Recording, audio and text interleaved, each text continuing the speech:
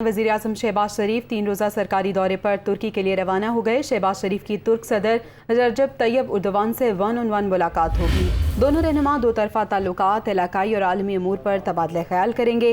पाकिस्तान और तुर्की के दरमियान वफूद की सतह पर बातचीत भी होगी। तुर्क सदर वज़ीर आज़म शहबाज शरीफ के एजाज़ में इशाया भी देंगे। वज़ीर आज़म शहबाज शरीफ के दौरे तुर्की से मुतालिक आपको आगाह कर रहे हैं। मज़ीद तफसीलात जान लेते हैं। यासिर मलिक हमारे साथ मौजूद है। यासिर, बताएगा इस दौरे से मुतालिक।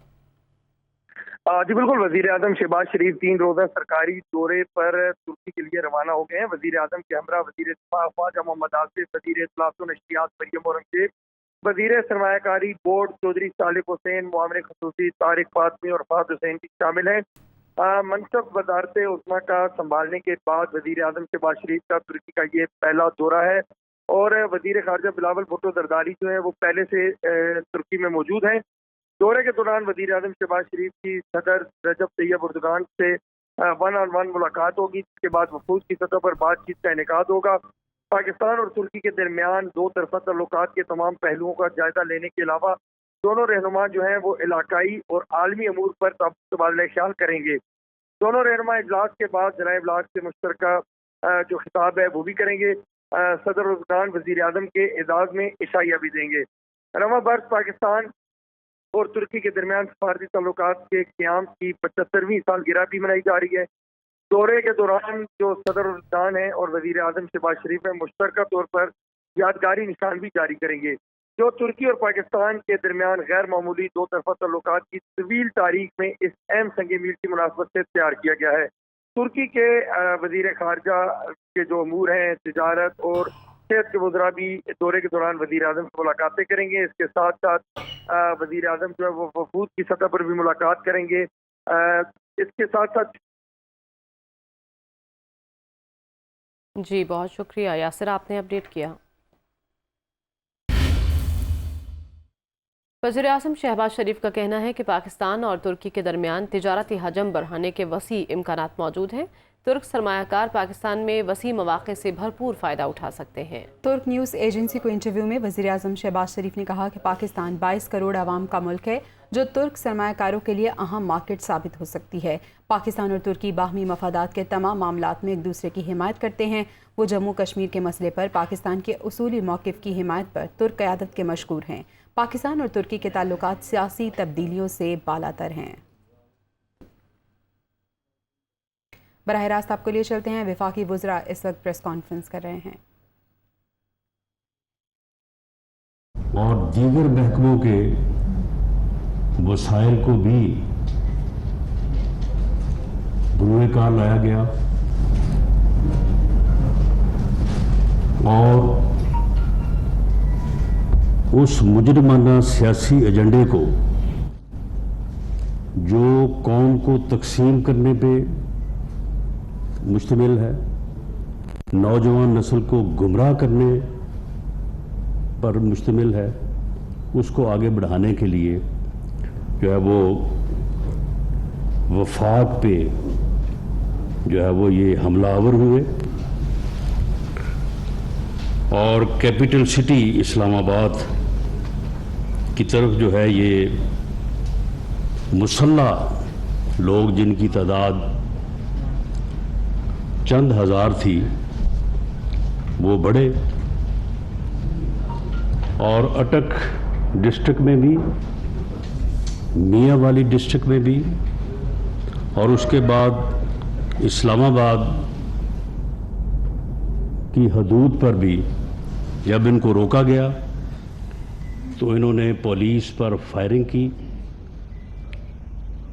और वहाँ पे इन्होंने मुसल्लह अंदाज से जो है पुलिस के लोगों को यरगमाल भी बनाया और उन रुकावटों को जो इस क्रिमिनल गैंग को रोकने के लिए पुलिस ने जो है वो लगाई थी, उनको इन्होंने रोका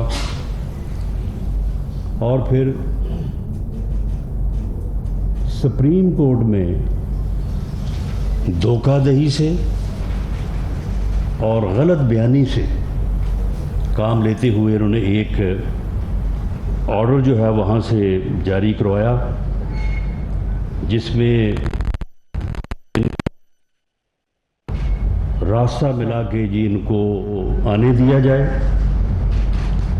اور راستے کھول دیے جائیں اور انہیں H9 جو جگہ ہے وہاں پہ ان کو جلسہ کرنے کی جو ہے وہ سہولت فراہم کی جائے.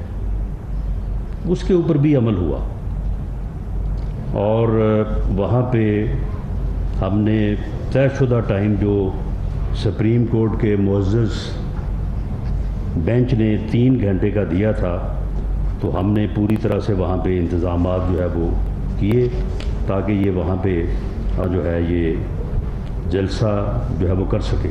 لیکن ان کا مقصد تو جلسہ کرنا تھا ہی نہیں. ان کا مقصد تو کوئی پولیٹیکل ایکٹیویٹی کرنا نہیں تھا. ان کا مقصد تو جو ہے وہ اسلام آباد میں داخل ہو کے افراتفری اور انارکی جو ہے وہ پھیلانا تھا. ان کا مقصد جو ہے وہ کیپٹل سٹی کو سیز کرنا تھا. ان کا مقصد جو ہے وہ گورنمنٹ کو جو ہے وہ آ کے ڈسفنکشنل جو ہے وہ کرنا تھا. تو اس لیے وہ جیسے ہی ان کو سپریم کورٹ کے اس حکم کی وجہ سے اجازت یا موقع ملا تو انہوں نے ایک لمحے کے لیے بھی یہ نہیں کہا کہ ہم وہاں پہ جا کے کوئی جلسہ کریں گے یا کوئی ہم وہاں پہ اپنا جو ہے وہ ایکٹیویٹی کریں گے. وہ سیدھے جو ہے انہوں نے کہا کہ ہم ڈی چوک جو ہے وہ جا رہے ہیں.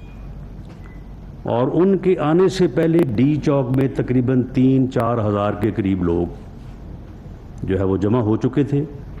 آپ میں سے بھی بہت سارے لوگوں نے ان لوگوں کو جا کے دیکھا ہوگا.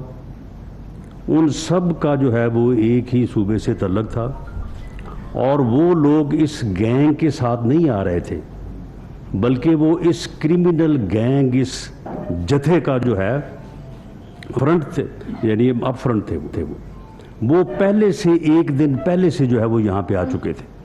ہم نے وہ تمام بلڈنگز اور تمام جگہیں اور وہ ہوٹل جو ہے وہ مارک کر لیے ہیں. ہم ایک ایک کے متعلق جو ہے وہ اپنی رپورٹ میں درج کر رہے ہیں کہ کہاں کہاں سے یہ لوگ آئے تھے اور کہاں کہاں پہ جو ہے وہ یہ ٹھہرے تھے. KPK ہاؤس میں جو ہے وہ لوگ ٹھہرائے گئے. یعنی ایک سرکاری وسائل کو اپنے سیاسی مجرمانہ ایجنڈے کے لیے جو ہے وہ استعمال کرنے کی اس سے اور جو ہے وہ بڑی جو ہے وہ ایک بری صورت جو ہے وہ کیا ہو سکتی ہے. پارلیمنٹ لاجز میں جہاں پہ پورے ملک سے جو ہے وہ ممبرز ہر صوبے سے وہاں پہ مقیم ہیں بلکہ ان کی فیملیز مقیم ہیں. اور یہ کتنی خطرناک بات تھی کہ انہوں نے مسلح لوگوں کو آگے وہاں پہ بھی جو ہے وہ ٹھونسا ہوا تھا اپنے جو ہے وہ مختلف جو ہے وہ لاجز میں. تو انہوں نے اسی وقت کہا کہ جی ہم تو جو ہے وہ ڈی چوک میں جائیں گے, کوئی ہم جو ہے وہ H9 یا کسی جگہ پہ جو ہے وہ نہیں جائیں گے. اور سپریم کورٹ کے اس فیصلے کا بھی انہوں نے استحصال کیا, خلاف ورزی کی, توہین عدالت کی. ہماری توہین عدالت کی درخواست کو سپریم کورٹ کے معزز بینچ نے اس قابل نہیں سمجھا کہ اس کی سماعت کی جائے. لیکن میں سمجھتا ہوں کہ عمران خان صاحب کے اس بیان کے بعد کہ ہمارے ساتھ لوگ مسلح تھے, اب اس کے بعد کوئی ہماری کسی رپورٹ کی, ہماری کسی ایویڈنس کی کوئی وہ ضرورت رہ نہیں جاتی. اگر اس کے ساتھ مسلح لوگ تھے, اسے معلوم تھا اور اسے یہ بھی معلوم تھا کہ سپریم کورٹ کی جو ہے وہ فیصلے کی بنیاد کے اوپر اس نے وہاں اپنے وہ کنٹینر پہ کھڑے ہو کے کئی بار کہا کہ اب سپریم کورٹ سے اجازت مل گئی ہے, اب سپریم کورٹ نے کہا کہ آ جائیں, آپ چلیں, سب نکلیں باہر. تو اس کے بعد وہ اسے چاہیے تھا نا کہ وہ سپریم کورٹ کی اجازت کے ساتھ جو جگہ مختص کی گئی تھی وہاں جاتا. وہ اس کے بعد وہ کہہ رہا میں جو ہے وہ ڈی چوک میں پہنچ رہا ہوں, وہاں پہ میرا انتظار ہو رہا ہے. جب یہ وہاں کہہ رہا تھا کہ میرا انتظار ہو رہا ہے, وہاں پہ کوئی بندہ نہیں تھا, لیکن یہ لوگوں کو میسیجنگ کی جا رہی تھی کہ وہاں پہ پہنچے. اور وہ وہی لوگ پہنچے جو یعنی ان کا جو ہے وہ ایڈوانس جو ہے وہ لشکر یا گینگ کے طور پہ یہاں پہ مختلف جگہوں پہ مقیم تھے. اسلام آباد شہر سے کسی نے جو ہے وہ اس فسادی مارچ میں اس فتنہ اور فساد مارچ میں جو ہے انہوں نے کوئی شرکت نہیں کی. راولپنڈی سے، ٹوئن سٹی سے کوئی یہاں پہ نہیں آیا. یہی لوگ تھے جو پہلے سے آگے جہاں پہ بیٹھے تھے. اس کے اوپر آج کابینہ نے بھی جو ہے وہ عوام کا بھی شکریہ ادا کیا ہے، اور خاص طور پہ اسلام آباد کے شہریوں کا کہ انہوں نے اس موقع کے اوپر اپنے گھروں میں ٹھہر کے جو ہے وہ اس فسادی ٹولے کا حصہ نہ بن کے انہوں نے جو ہے وہ حکومت کی جو ہے وہ مدد کی. اور اسی طرح سے جو ہے وہ پنجاب سے بھی اور باقی ملک سے بھی جو ہے اس فسادی ایجنڈے کا جو ہے وہ کوئی حصہ نہیں بنا. تو اس میں جو ان کا مقصد تھا اور جس طرح سے یہ داخل ہوئے، یہ کہنا کہ ہمیں بعد میں خیال آ گیا کہ جی 100% گولی چلے گی. ہاں میں بھی اس بات کو تسلیم کرتا ہوں عمران خان صاحب، 100% نہیں 200% جو ہے وہ آپ گولی چلانے کے ارادے سے ہی آئے تھے. آپ اسی لیے لوگوں کو لے کے آئے تھے. آپ کو یہاں جناح ایونیو میں آ کے پتہ چلا کہ آپ کے ساتھ لوگ مسلح ہیں. آپ کے ساتھ تو مسلح لوگ جب آپ سوابی میں تھے جلسے میں، اس کی ہمارے پاس ویڈیوز موجود ہیں. آپ کے سامنے لوگ اسلحہ لے کے کھڑے ہیں. اس وقت آپ کو اسلحہ نظر نہیں آیا. اس وقت جب آپ ان لوگوں کو ساتھ لے کے چلے ہیں اس وقت آپ کو معلوم نہیں تھا کہ یہ اسلحہ جو ہے وہ کس مقصد کے لیے ہے. اور اس کے مقابلے میں جو ہے وہ پولیس کی طرف سے صرف ربڑ بلٹس اور ٹیئر گیس سے جو ہے اس فسادی ٹولے کو جو ہے وہ ناکام کیا گیا. پولیس کی طرف سے ایک single fire throughout Punjab and Islamabad جو ہے وہ نہیں ہوا. تو اب اس کے بعد میری یہ دیانت دارانہ رائے ہے کہ یہ ایک کرمنل ایکٹ ہے. یہ کوئی سیاسی بیانیہ، کوئی سیاست، کوئی پولیٹیکل ایکٹیویٹی، یہ کوئی جو ہے وہ جمہوری مارچ نہیں تھا. تمام ایویڈنس جو ہے وہ ہمارے پاس موجود ہے. ہم یہ بات ثابت کر سکتے ہیں، یہ بات ہم ثابت کریں گے. یہ کوئی جو ہے وہ سیاسی جلسہ جلوس یا سیاسی پروگرام نہیں تھا. یہ ایک مجرمانہ فعل تھا. یہ ایک فتنہ اور فساد مارچ تھا. یہ ناسور ہے. قوم کو اس کی شناخت کرنی چاہیے. اس لیے یہ ایک کرمنل ایکٹ ہے جو پاکستان پینل کوڈ کے تحت قابل سزا ہے. میں نے آج تجویز رکھی ہے کیبنٹ کے سامنے کہ اس کا مقدمہ درج کرنے کی اجازت دی جائے اور اس کرمنل ایکٹ میں چیف منسٹرز ہوں یا پی ٹی آئی کے جو فیصلہ کرنے والی کور کمیٹی ہے اس کے ممبرز ہوں، عمران خان کی ذات ہو، جو لوگ بھی اس میں ملوث ہیں، جو اپنی میٹنگز میں وہ گفتگو کرتے رہے ہیں، جس طرح سے وہ میسیجنگ کرتے رہے ہیں، جس طرح سے لوگوں کو ٹیلی فون پہ ہدایات دیتے رہے ہیں، وہ ہر چیز موجود ہے. یہ ان جو ثبوت ہے اس سے یہ انکار نہیں کر سکتے. یہ کہہ ہی نہیں سکتے کہ یہ بات میں نہیں کہہ رہا.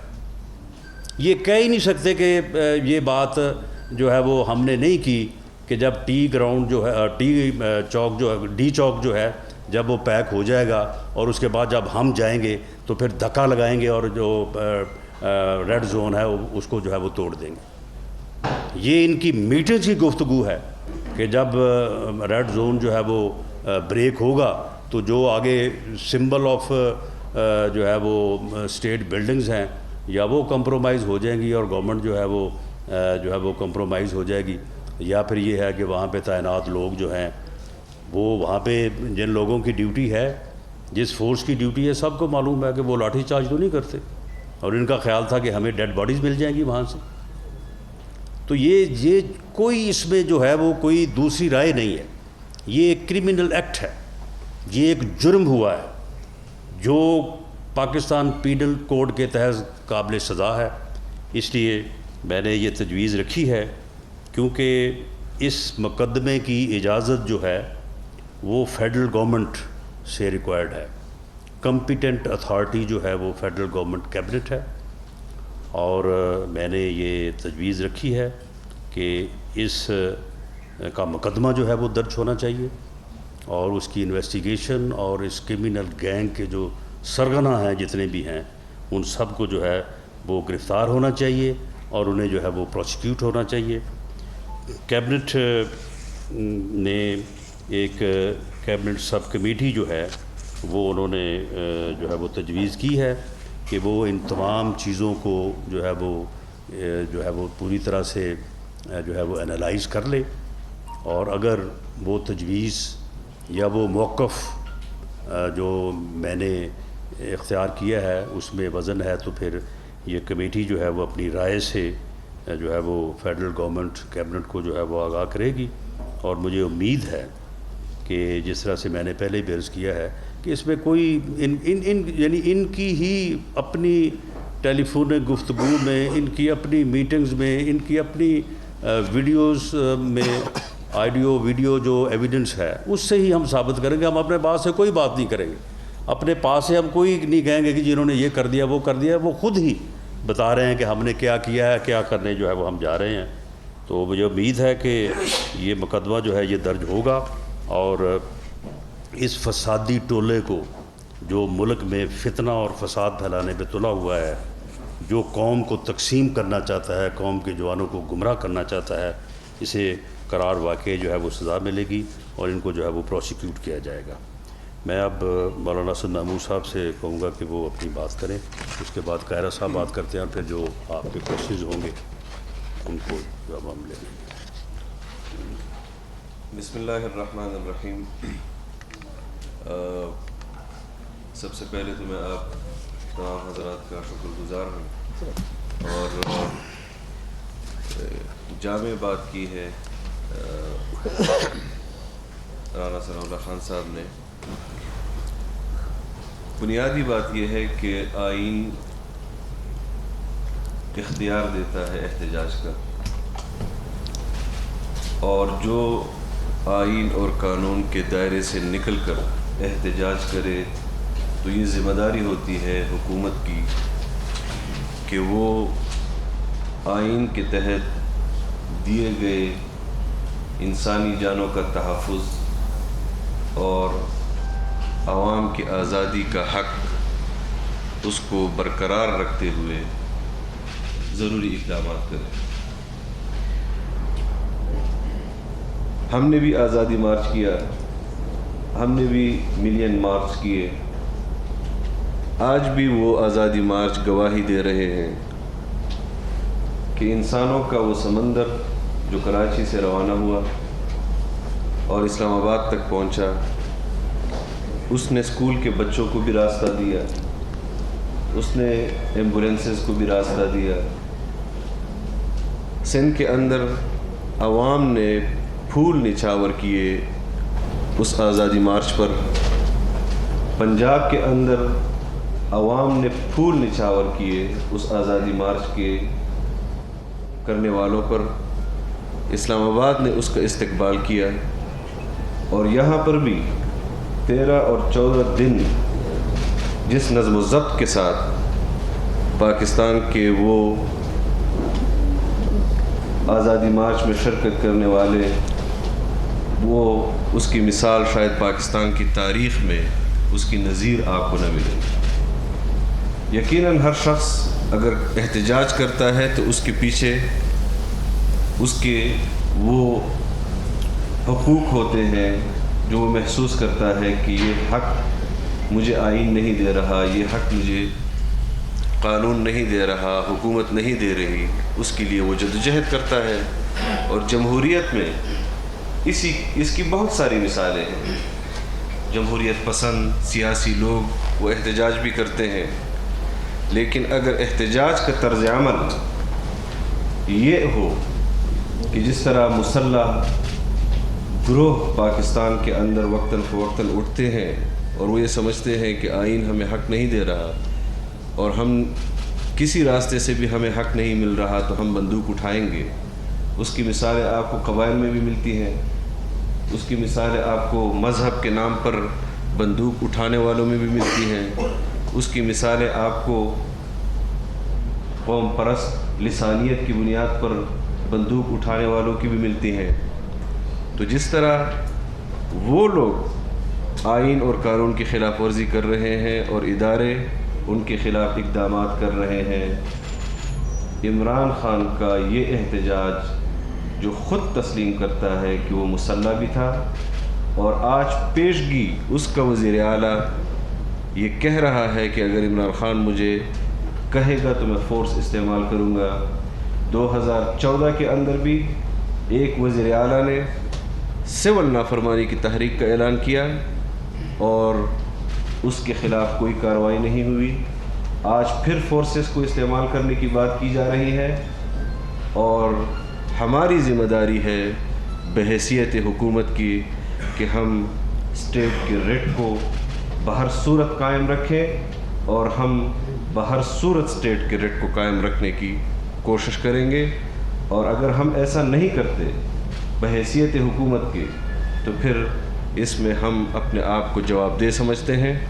ہم کسی کو احتجاج سے نہیں روکتے، اور جس طرح وزیر داخلہ صاحب نے فرمایا، ہم یہ بھی سمجھتے ہیں کہ احتجاج ہوتے ہیں اگر کسی کے خلاف کوئی ایسا اقدام ہو جو پبلک کی نظر میں ناقابل قبول ہو، ناقابل برداشت ہو، تو عوام کی طرف سے رد عمل آتا ہے۔ آپ نے دیکھا کہ نہ اس دن عوام کی طرف سے رد عمل آیا، اور نہ آج تک عوام کی طرف سے رد عمل آ رہا ہے۔ یہ شخص روز چیختا ہے، روز چلاتا ہے، اپنی بے بسی کو بھی وہ جانتا ہے کہ وہ کبھی بھی دوبارہ اسلام آباد نہیں آئے گا، اس لیے وہ زیر غور لاتا ہے ان چیزوں کو جو حتمی اعلان کر چکا ہے کہ انہوں نے فلور آف دی ہاؤس اسمبلیوں سے استعفے دیے، اور اب وہ دوبارہ اپنے پارٹی کے اندر اس بات پر بھی غور کر رہا ہے کہ وہ اسمبلی میں آ کر دوبارہ بیٹھے۔ ہم آئین کے اندر رہتے ہوئے، قانون کے دائرے کے اندر رہتے ہوئے سب کو اس کے حق، ان کے حقوق کو تسلیم کرتے ہیں۔ ہم چاہتے ہیں کہ پاکستان آئین کے تحت چلے، قانون کی حکمرانی ہو، اور ہم یہ بھی چاہتے ہیں کہ وہ ہوش کے ناخن لے، اس کو آئین کے دائرے کے اندر پاکستان کے لوگوں نے رخصت کیا ہے۔ آج بھی ہم اسی پر قائم ہیں۔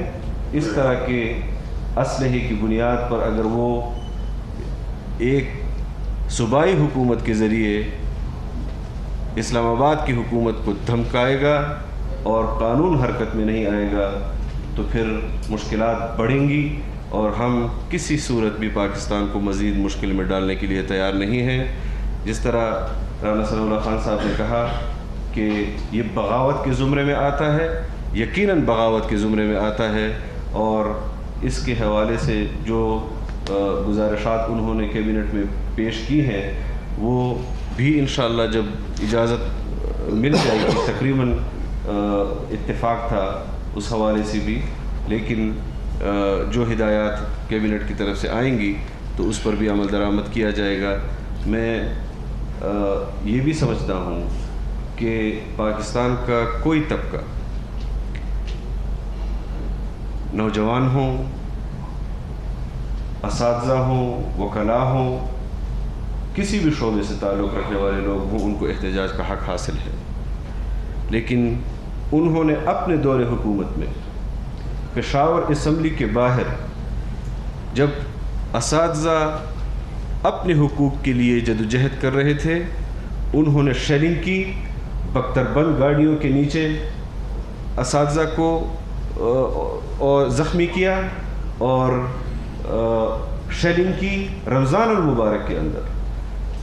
خود تو ان کا کردار آپ دیکھ چکے ہیں کہ نہ وکلاء کو انہوں نے احتجاج کے لیے چھوڑا، نہ اساتذہ کو انہوں نے احتجاج کے لیے چھوڑا، نہ ملازمین کو انہوں نے احتجاج کے لیے چھوڑا۔ ایک ایسا طرز حکومت کہ جو شاہی کردار کے حوالے سے آپ اس کو مماثلت دے سکتے ہیں۔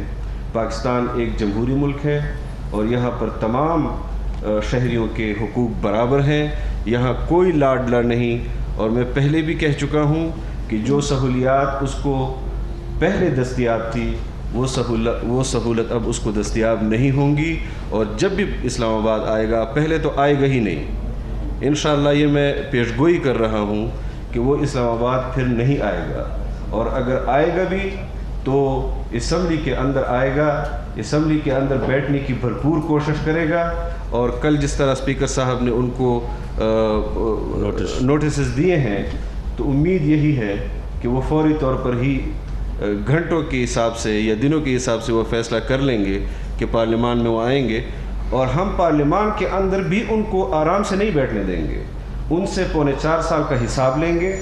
آج جو لوگ لوڈ شیڈنگ کے اندر مبتلا ہیں، آج جو لوگ جن لوگوں کو گیس کی لوڈ شیڈنگ کا سامنا ہے، جن کو بجلی کی لوڈ شیڈنگ کا سامنا ہے، جن کو مہنگائی کے مسائل کا سامنا ہے، انشاءاللہ مکالمہ کریں گے، مناظرہ کریں گے، اور ان کو بتائیں گے کہ یہ